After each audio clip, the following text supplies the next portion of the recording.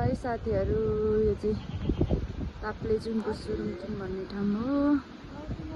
गाडी चाहिँ यहाँसम्म आउँछ।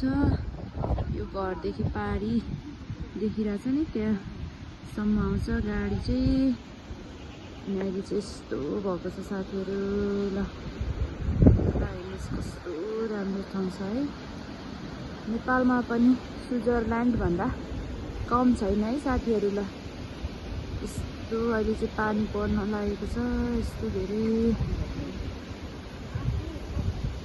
अनि यहाँ चाहिँ हाम्रो घर छ। हाम्रो घर कति ठुलो छ, कस्तो राम्रो छ। ल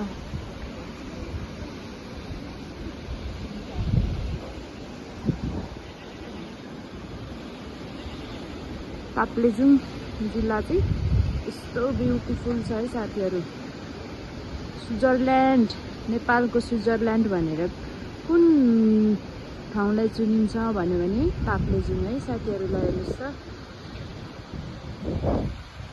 हामी चाहिँ अब यहाँबाट गाडी चढेर यहाँबाट गाडी चढ्छौँ।